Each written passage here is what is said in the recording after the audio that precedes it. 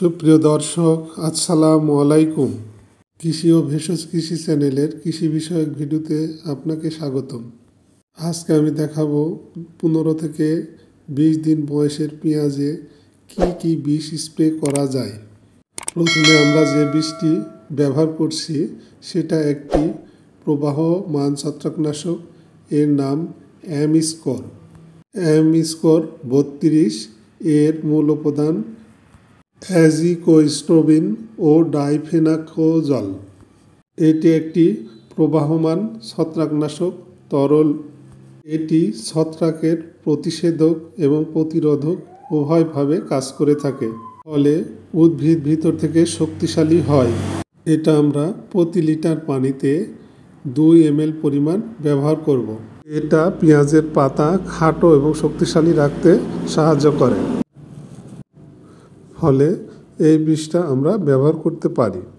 এরপরে আমরা যে বিষটি ব্যবহার করব তা একটি কীটনাশক বা পতঙ্গনাশক, এর নাম টাপগড় 40 EC।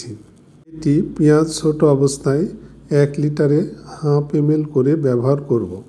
ব্যবহারের ফলে ছোট জাপ পোকা এবং ছোট ছোট পতঙ্গ এবং পোকা এগুলা মারা যাবে, ফলে পতঙ্গবাহী রোগ থেকে আমরা পরিত্রাণ পাব। তবে এটা কোনো মতে পরিমাণে বেশি ব্যবহার করা যাবে না। এরপরে আমরা যে বিষটি ব্যবহার করব তা হলো একটি ওজেব। এটি মেনকোজেন গ্রুপের একটি ছত্রাকনাশক। এটি স্পর্শক ছত্রাকনাশক হিসাবে ব্যবহার করা হয়। এটি সরাসরি ছত্রাকের বিরুদ্ধে কাজ করে এবং এতে জিঙ্ক এবং ম্যাঙ্গানিজ থাকার কারণে পাতার ক্লোরোফিলের পরিমাণ বাড়ায়, যার ফলে এটি উদ্ভিদের খাদ্য তৈরিতে সহায়তা করে, ফলে উদ্ভিদ সবুজ এবং সতেজ থাকে। এটি 1 লিটারে 2 গ্রাম পরিমাণ ব্যবহার করব, যেহেতু এটি একটি পাউডার বিষ। এরপরে আমরা ভালোভাবে এটিকে পানির সঙ্গে মিশিয়ে নেব।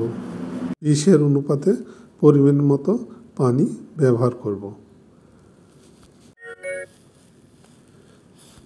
বিষ আমরা সবসময় চেষ্টা করব পড়ন্ত বিকেলে ব্যবহার করার জন্য, কারণ বিকেলে পোকামাকড় বাইরে বেরিয়ে আসে এবং উদ্ভিদের শরীর শুকনো থাকে, ফলে বিষটা উদ্ভিদের পাতায় কাণ্ডে পড়লে অতি তাড়াতাড়ি শোষণ করে নিতে পারে।